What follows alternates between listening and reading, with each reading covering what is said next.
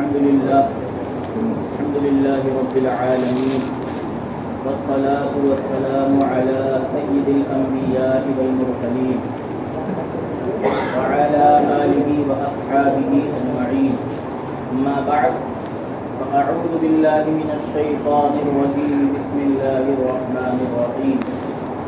قل إن كنتم تحبون الله فاتبعوني يحببكم الله. صدق الله العلي العظيم وصدق رسوله النبي الأمين المكين المبين الكريم ونحن على ذلك لمن الشاهدين والشاكرين والحمد لله رب العالمين. مولاي صل وسلم دائما أبدا على حبيبك خير الخلق كلهم محمد سيد الكونين والثقلين والفريقين من عرب ومن عجم.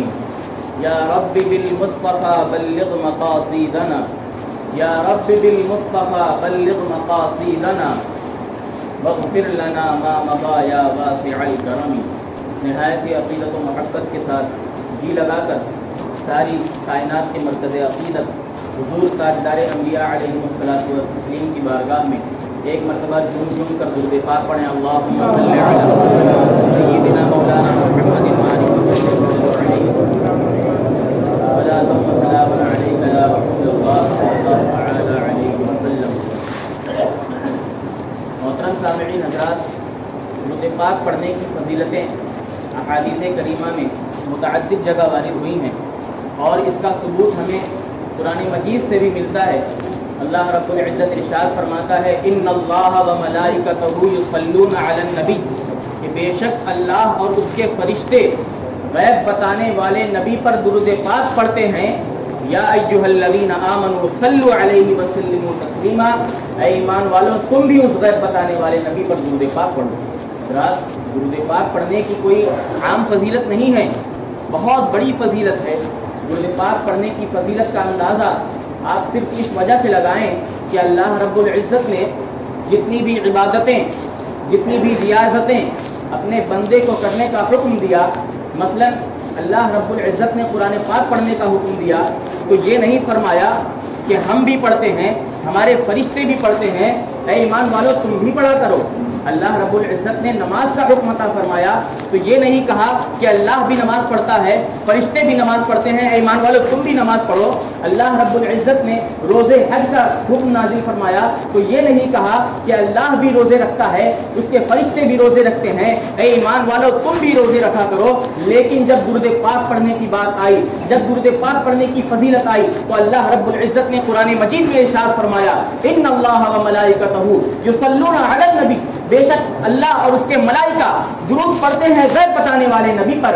یا ایھا الذین آمنوا صلوا علیہ وسلموا تسلیما، اے ایمان والو تم بھی اس غیب بتانے والے نبی پر خوب خوب درود پاک پڑھو. اے شہنشاہ مدینہ الصلاۃ والسلام، زینت عرش معلی الصلاۃ والسلام، اور میں وہ سنی ہوں جمیل قادری مرنے کے بعد میرا لاشا بھی پڑے گا الصلاۃ والسلام.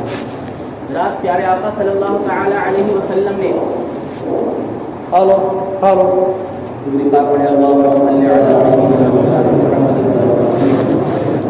وعلى آلہ الصلاۃ والسلام علیک یا رسول اللہ صلی اللہ تعالی علیہ وسلم. ہمارے آقا صلی اللہ تعالی علیہ وسلم نے ارشاد فرمایا قال رسول اللہ صلی اللہ تعالی علیہ وسلم بخیل الذی من ذکرت عنده فلم يصلی علی. اللہ کے پیارے حبیب نے فرمایا کہ وہ شخص بخیل ہے کہ جس کے پاس میرا ذکر ہوا اور اس پر درود پاک نہ پڑھے. ہم سمجھتے ہیں کہ بخیل تو وہ شخص ہے جو خرچ نہ کرے، لیکن حدیث کریمہ میں بخیل کس شخص کو فرمایا گیا؟ وہ شخص بخیل ہے کہ جس کے پاس حضور صلی اللہ تعالی علیہ وسلم کا ذکر ہو اور وہ درود پاک نہ پڑھے. دوسرے مقام پر ہمارے آقا صلی اللہ تعالی علیہ وسلم نے ارشاد فرمایا قال رسول اللہ صلی اللہ تعالی علیہ وسلم رغم انف رجل من ذکرت عنده فلم يصلی علی. اللہ کے پیارے حبیب نے فرمایا اس شخص کی ناک خاک آلود ہو کہ جس کے پاس میرا ذکر ہو اور وہ اس پر درود پاک نہ پڑھے. حضرات درود پاک پڑھنے کی بہت فضیلتیں ہیں اور میں آپ کو بتاتا چلوں کہ حضرت ابی بن کعب رضی اللہ تعالی عنہ حضور صلی اللہ تعالی علیہ وسلم کی بارگاہ میں عرض کرتے ہیں اے میرے پیارے حبیب صلی اللہ تعالی علیہ وسلم میں اپنے وظیفوں میں سے آپ پر 1/4 درود پاک پڑھتا ہوں، کیا میں صحیح کرتا ہوں؟ تو اللہ کے پیارے رسول صلی اللہ تعالی علیہ وسلم نے فرمایا معاشی ان زدت فهو خیر لک، کہ ٹھیک ہے تم جو چاہو کرو، لیکن اگر تم درود پاک پڑھنے کا وقت بڑھا لو تو یہ تمہارے لیے بہت بہتر ہے۔ پھر حضرت ابی بن کعب رضی اللہ تعالی عنہ پھر عرض کرتے ہیں اللہ کے رسول میں اپنے وظیفے کے وقت میں سے آدھا وقت آپ پر درود پاک پڑھوں گا۔ تو اللہ کے پیارے رسول صلی اللہ تعالی علیہ وسلم ارشاد فرماتے ہیں ما شئت ان زدت فهو خیر لک، پھر آپ نے فرمایا کہ ٹھیک ہے جو چاہو کرو، لیکن اگر درود پاک پڑھنے کا وقت بڑھا لو تو یہ تمہارے لیے بہت بہتر ہے۔ اس طرح سے تیسری مرتبہ حضرت ابی بن کعب رضی اللہ تعالی عرض کرتے ہیں اے اللہ کے حبیب میں اپنے وظیفے میں سے 2/3 وقت آپ پر درود پاک پڑھا کروں گا۔ تو پیارے آقا صلی اللہ تعالی علیہ وسلم فرماتے ہیں ما شئت ان زدت فهو خیر لک، کہ ٹھیک ہے تم جو چاہو کرو، لیکن اگر تم درود پاک پڑھنے کا وقت بڑھا لو گے تو تمہارے لیے بہتر ہے۔ پھر حضرت ابی بن کعب رضی اللہ تعالی عرض کرتے ہیں اے اللہ کے رسول تب تو میں آپ پر اپنے وظیفے کا سارا وقت درود پاک پڑھتا رہوں گا۔ تو اللہ کے پیارے رسول صلی اللہ تعالی علیہ وسلم نے فرمایا تب تو تم سے غم دور ہو جایا کرے گا اور اس کے ذریعے تمہاری بخشش ہو جائے گی۔ حضرات محشر کا دن ہوگا، نفسی کا عالم ہوگا، ماں اپنے بیٹے کو پہچاننے سے انکار کرے گی، دوست اپنے دوست کو پہچاننے سے انکار کرے گا، کوئی کسی کو ایک نیکی دینے کے لیے تیار نہ ہوگا۔ آپ سوچیں کہ اس وقت بھی ہمارے پیارے آقا صلی اللہ تعالی علیہ وسلم ہمارے کام آئیں گے۔ حضرات ایک شخص قیامت کے دن اس کو فرشتے جہنم کی طرف لے جا رہے ہوں گے۔ حضرت آدم علیہ السلام ہمارے باپ حضرت آدم علیہ السلام کی نظر جب پڑے گی تو وہ حضور صلی اللہ تعالی علیہ وسلم کی بارگاہ میں عرض کریں گے اے میرے آقا صلی اللہ تعالی علیہ وسلم فرشتے آپ کے ایک امتی کو جہنم کی طرف لے جا رہے ہیں۔ جب آقا صلی اللہ تعالی علیہ وسلم سنیں گے تو تڑپ جائیں گے اور فرشتوں کے پاس آتے ہیں اور فرماتے ہیں اے فرشتوں تم اسے جہنم میں کیوں لے کر جا رہے ہو؟ تو فرشتے عرض کریں گے آقا صلی اللہ تعالی علیہ وسلم سے کہ اے پیارے حبیب اس شخص کی نیکیاں کم ہیں، گناہ زیادہ ہیں، اس پر جہنم کا حق ہو گیا ہے، اب اسے ہم جہنم میں لے کر جا رہے ہیں۔ پیارے آقا صلی اللہ تعالی علیہ وسلم فرمائیں گے کہ اس کے اعمال کو دوبارہ میرے سامنے کرو، اس کے اعمال میرے سامنے وزن کرو دوبارہ۔ فرشتے عرض کریں گے اے اللہ کے رسول ہم تو محکوم ہیں، ہمیں تو اللہ نے حکم دیا ہے، ہمیں جیسا اللہ نے حکم دیا ہے ہم ویسا ہی کریں گے۔ تو پیارے آقا صلی اللہ تعالی علیہ وسلم اللہ رب العزت کی بارگاہ میں عرض کریں گے اے میرے مولا کیا تم نے نہیں فرمایا تھا کہ تو میرے امتیوں کے بدلے میرے امتیوں کے بارے میں تو مجھے رسوا نہیں کرے گا؟ کیا تو نے نہیں فرمایا تھا؟ تو اللہ فرمائے گا اے فرشتوں میرا حبیب جیسا کہتا ہے ویسا ہی کروں، لہذا اس شخص کے اعمال دوبارہ تولے جائیں گے۔ تو میرے پیارے آقا صلی اللہ تعالی علیہ وسلم ایک چٹھی اس کے نامہ اعمال میں رکھ دیں گے جس سے اس کی نیکیاں بڑھ جائیں گی اور وہ جنت کا حقدار ہو جائے گا۔ وہ امتی عرض کرتا ہے میرے پیارے آقا صلی اللہ تعالی علیہ وسلم آپ نے تو مجھے جنت کا حقدار بنا دیا، میں جنت میں تو چلا جاؤں گا، لیکن برائے کرم آپ فرما دیجیے کہ اس چٹھی میں ایسا کیا تھا جس کی وجہ سے میری نیکیاں بڑھ گئی؟ پیارے آقا صلی اللہ تعالی علیہ وسلم فرمائیں گے اے میرے امتی تو نے مجھ پر ایک مرتبہ درود پاک پڑھا تھا، اس درود کو میں نے اس چٹھی میں رکھ لیا تھا جس چٹھی کو میں نے تیرے نامہ اعمال میں ڈال دیا ہے اور اسی کے ذریعے سے تو جنت کا حقدار ہو گیا ہے۔ رات کوئی معمولی بات نہیں ہے، درود پاک پڑھنے کی کوئی معمولی فضیلت نہیں ہے۔ ایک مرتبہ اور درود پاک پڑھے اللہم صلی علی سیدنا و مولانا محمد بارک وسلم علیہ السلام علیکم یا رسول اللہ صلی اللہ تعالی علیہ وسلم۔ خطبہ مسنونہ کے بعد میں نے جس آیت کریمہ کی تلاوت کا شرف حاصل کیا، اللہ رب العزت قرآن مجید میں ارشاد فرماتا ہے قل اے محبوب آپ فرما دیجئے ان کنتم تحبون اللہ کہ اگر تم چاہتے ہو کہ اللہ تمہیں اپنا دوست رکھے، تم چاہتے ہو کہ اللہ تم سے محبت کرے فاتبعونی تو میرے محبوب کی اتباع کرو یحببکم اللہ اللہ تم سے محبت کرے گا۔ حضرات اس آیت کا شان نزول یوں ہے کہ ایک مرتبہ کفار قریش अपने बुतों को सजा कर उसकी पूजा कर रहे थे। प्यारे आका सल्लल्लाहु ताला अलैहि वसल्लम का गुज़र वहाँ से हुआ तो हमारे आका सल्लल्लाहु ताला अलैहि वसल्लम ने कुफ़ार कुरैश से कहा कि ऐ कुफ़ार कुरैश, तुम अपने बाप दादा के दीन पर नहीं हो, तुम हजरत इब्राहीम अलैहिस्सलाम और हजरत इस्माइल अलैहिस्सलाम के दीन से फिर चुके हो।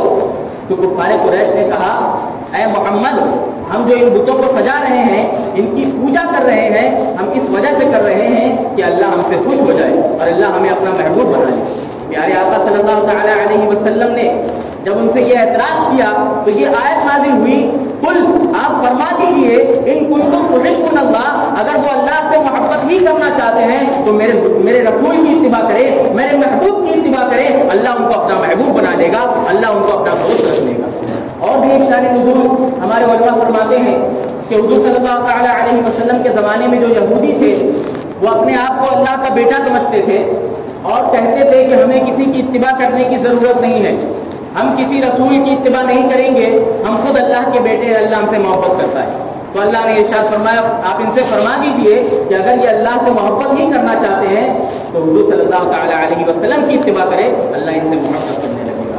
तो पता चला कि अगर हम अल्लाह का क़ुर्ब हासिल करना चाहते हैं, अगर हम अल्लाह की मारिफत को हासिल करना चाहते हैं तो हुज़ूर सल्लल्लाहु ताला अलैहि वसल्लम की मोहब्बत के बगैर हासिल नहीं कर सकते। रात आप देखें कि अल्लाह रब्बुल इज़्ज़त ने ये कायनात बनाई, ज़मीन आसमान बनाए, जन्नत और दोज़ख बनाए, हत्ता कि सारी कायनात बनाई तो किसके सदक़े में? हमारे आका सल्लल्लाहु ताला अलैहि वसल्लम के सदक़े में बनाई। यहाँ तक कि जब सबसे पहले अल्लाह रब्बुल इज़्ज़त ने हज़रत आदम अलैहिस्सलाम के पुतले को बनाकर उसमें रूह फूकी तो फरमाया, लौला मुहम्मदुन मा खलक़तुका, ऐ आदम सुन ले, अगर मोहम्मद को पैदा करना मकसूद ना होता तो मैं तुझे भी पैदा न करता। यानी कि पता चला कि तमाम लोग जो दुनिया में आए हैं ये हुजूर का सदका है। ज़रात इंसान अपने बेटे से मोहब्बत करता है, कोई अपनी माँ से मोहब्बत करता है, कोई मालो दौलत से मोहब्बत करता है, कोई रिश्तेदारों से मोहब्बत करता है। तो इस्लाम ने तो मना नहीं किया, बल्कि इस्लाम तो फरमाता है सिलुल अरहम, ऐ ईमान वालों, रिश्तेदारों से मोहब्बत करो, रिश्तेदारों के साथ नेक सलूक करो। लेकिन हजरात क्या आप जानते हैं, सवाल उस वक्त का है कि जब माँ की मोहब्बत का टकराव अल्लाह और उसकी रसूल से हो जाए, जब बेटे की मोहब्बत का टकराव अल्लाह और उसके रसूल से हो जाए, जब बाप की मोहब्बत का टकराव, जब मालो दर की मोहब्बत का टकराव अल्लाह और उसके रसूल से हो जाए तो इस्लाम उस वक्त क्या कहता है? हमारे आका सल्लल्लाहु ताला अलैहि वसल्लम की हदीस है, आका सल्लल्लाहु ताला अलैहि वसल्लम इरशाद फरमाते हैं, ला युमिनु अहदुकुम हत्ता अकूना अहब्बा इलैहि मिन वालिदिही व वलदिही वन नासी अजमईन। ऐ ईमान वालों सुन लो, तुम में से कोई भी उस वक्त तक मोमिन कामिल हो ही नहीं सकता जब तक कि वो अपनी माल, अपने आलो औलाद से बढ़कर मुझसे मोहब्बत न करने लगे। तो पता चला कि मोमिन कामिल बनने के लिए हमें आका सल्लल्लाहु ताला अलैहि वसल्लम को पूरी दुनिया से ज्यादा चाहना होगा, पूरी दुनिया से ज्यादा हुजूर सल्लल्लाहु ताला अलैहि वसल्लम से मोहब्बत करना होगा। आला हज़रत क्या खूब फरमाते हैं कि उन्हें जाना उन्हें माना, न रखा गैर से काम, उन्हें जाना उन्हें माना, न रखा गैर से काम। लिल्लाहिल हम्द, मैं दुनिया से मुसलमान गया, लिल्लाहिल हम्द, मैं दुनिया से मुसलमान गया। आगे फरमाते हैं, दिल है वो दिल जो तेरी याद से मामूर रहा, दिल है वो दिल जो तेरी याद से मामूर रहा, सर है वो सर जो तेरे कदमों पे कुर्बान गया, सर है वो सर जो तेरे कदमों पे कुर्बान गया। रात कोई शख्स कितना भी बड़ा नमाजी हो, कितना ही बड़ा मैदान का गाजी हो, रोजादार हो, हज कर चुका हो, कितना ही बड़ा इबादत गुजार हो, जब उसके दिल में मोहब्बत रसूल का चिराग रोशन नहीं होगा वो शख्स मुसलमान नहीं होगा। जिस शख्स के दिल में इश्क़ मुस्तफ़ा का चिराग रोशन नहीं होगा वो शख्स मुसलमान हरगिज़ नहीं हो सकता।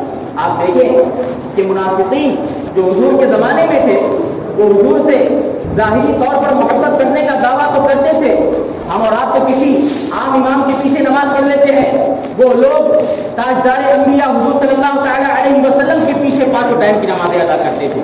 लेकिन क्या वजह है, आखिर बात क्या है कि कुरान मजीद में अल्लाह ने फरमाया वमा हुम बिमुमिनीन, वो लोग मोमिन हरगिज़ नहीं है। आखिर वजह क्या है? वजह यही है कि उनके दिलों में खोट था, उनके दिलों में हुजूर सल्लल्लाहु ताला अलैहि वसल्लम के लिए मोहब्बत नहीं थी, हुजूर सल्लल्लाहु ताला अलैहि वसल्लम के इश्क का चिराग उनके दिल में रोशन नहीं था, इसी वजह से अल्लाह ने इरशाद फरमाया वमा हुम बिमुमिनीन, वो लोग मोमिन हरगिज़ नहीं। पता चला कि हुजूर सल्लल्लाहु तआला अलैहि वसल्लम से हमें मोहब्बत करनी है, और मोहब्बत की दलील ये है कि हमें कसरत के साथ हुजूर सल्लल्लाहु तआला अलैहि वसल्लम पर दुरूद पाक पढ़ना है।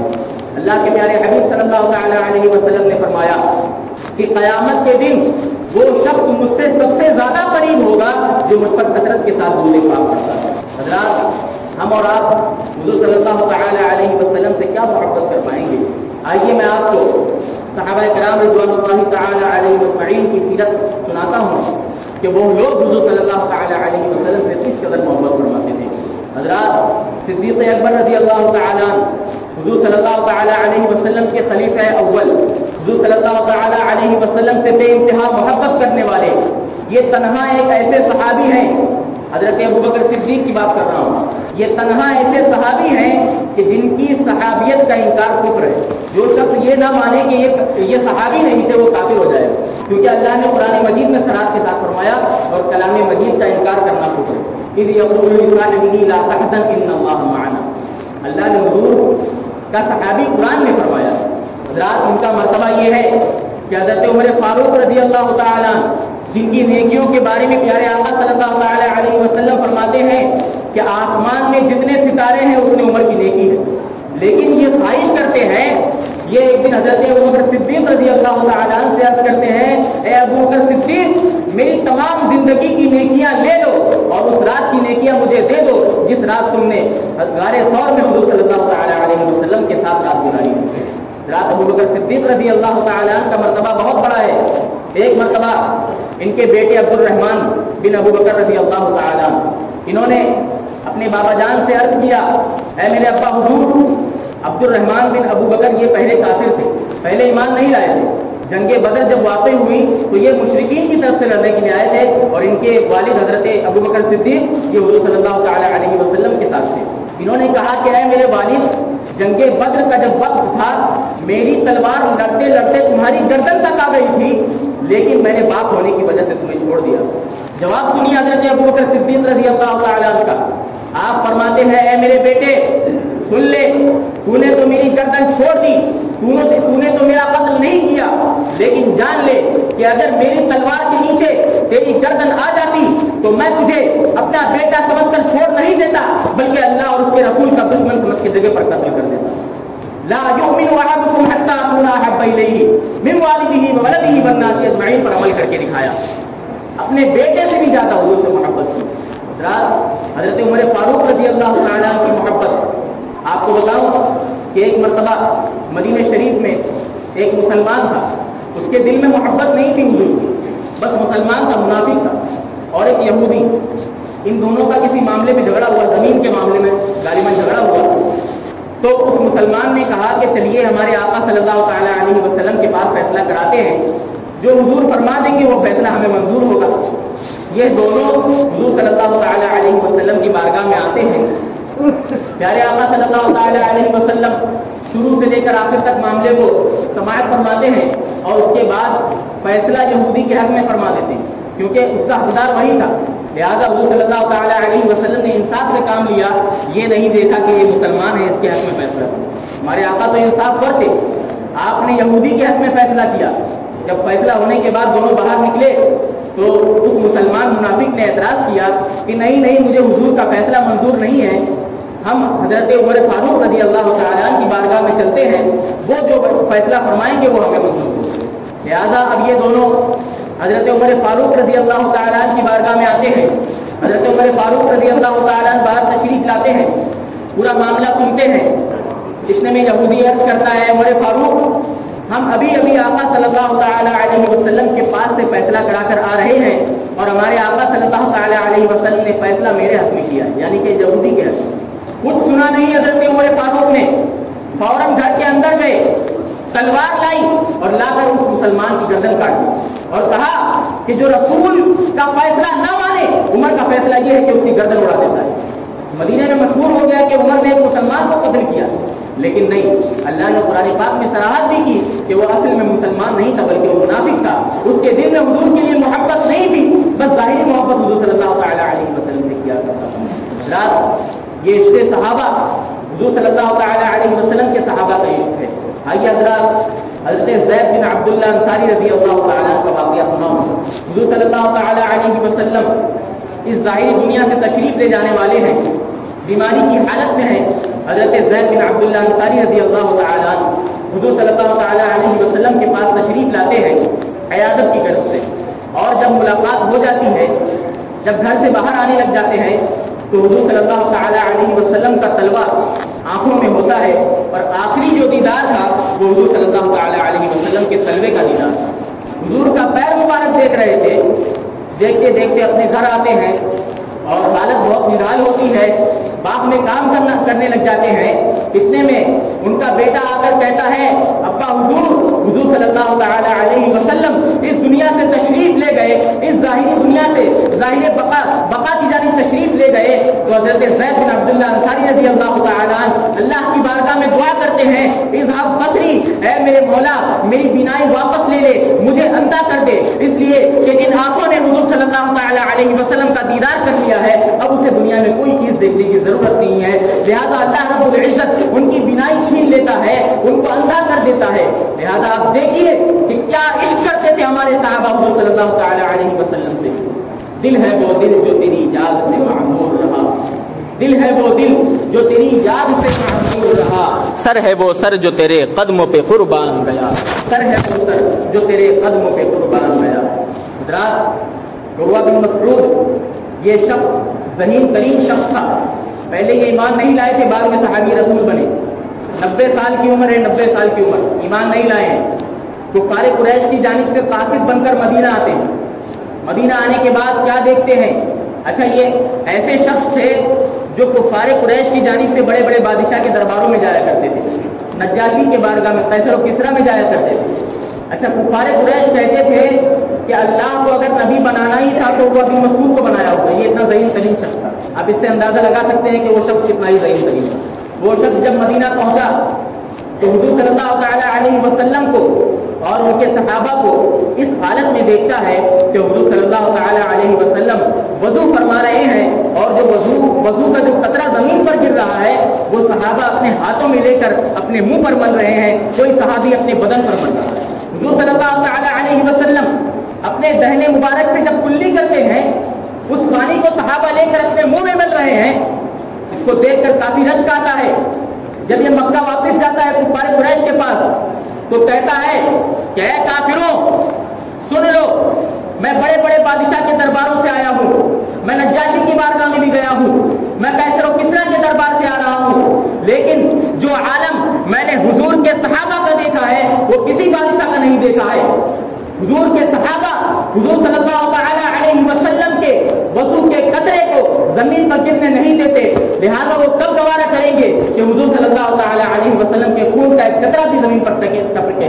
لہذا اگر تم حضور صلی اللہ تعالیٰ علیہ وسلم اور ان کے صحابہ سے جنگ کرنے کا ارادہ کرتے ہو تو اس ارادے کو ترک کر دو, وہ صحابہ تمہیں لڑنے نہیں دیں گے, تمہیں زیر کر کے رکھ دیں گے.